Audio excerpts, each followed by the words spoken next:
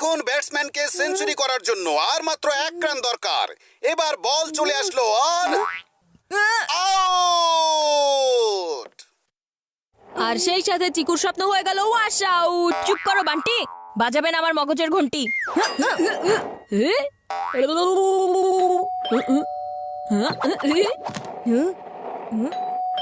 চিকু, বান্টি, কেউ গিয়ে দরজাটা খোলো না।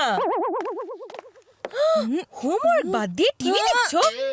মা, এখনই আমার ফেভারিট ক্রিকেটার আসার কথা। আর যে এখন দরজায় এসেছে তার কি হবে শুনি? মায়ের মার থেকে বাঁচতে হলে হয়ে যাও একটা ভালো বাচ্চা।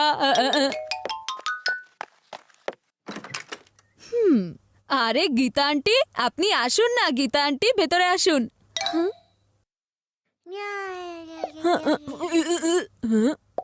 আজকে তো মুন্নাও সাথেই এসেছে। এবার আমার ডান্স প্র্যাকটিস পানিতে চলে গেল। হাই মেঘা। আরে গীতা, এসো এসো। ও মুন্না, তোমার আন্টির কাছে এসো তো। তোমার চিকু ভাইয়ের সাথে দেখা করো। জানো মেঘা, আজ মার্কেটে অনেক বড় সেল শুরু হয়েছে। হ্যাঁ, আর আজকেই তো সেলের লাস্ট ডে।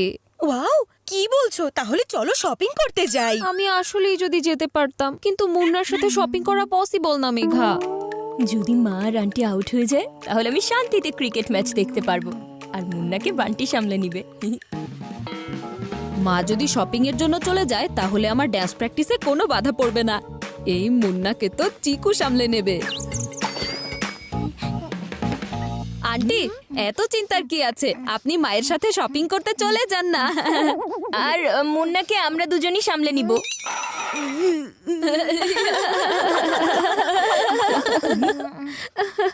তাছাড়া মুন্না দুধ খাওয়ার পর 2 ঘন্টা পর্যন্ত ঘুমাতেই থাকবে। 2 ঘন্টা পর্যন্ত ঘুমাতে থাকবে, তাহলে এর মধ্যেই আপনার শপিং হয়ে যাবে আন্টি। তোমরা দুজন সত্যি মুন্নাকে সামলাতে পারবে তো? হ্যাঁ মা, এটা কি এমন বড় বিষয় হলো?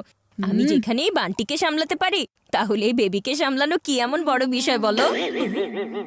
মা, যেখানে আমি চিকুর সাথে থাকতে পারি সেখানে বেবির সাথে থাকা কি এমন বড় বিষয় হলো বলো? ঠিক আছে তাহলে। বান্টি, তুমি তোমার রুম একদম পরিষ্কার করে ফেলবে, আর চিকু তুমি তোমার হোমওয়ার্কও কমপ্লিট করে ফেলবে। আমি কিন্তু ফিরে এসে চেক করব।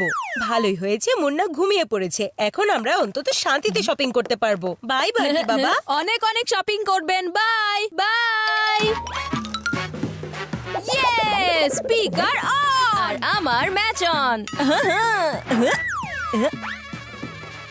বল দ্রুত গতিতে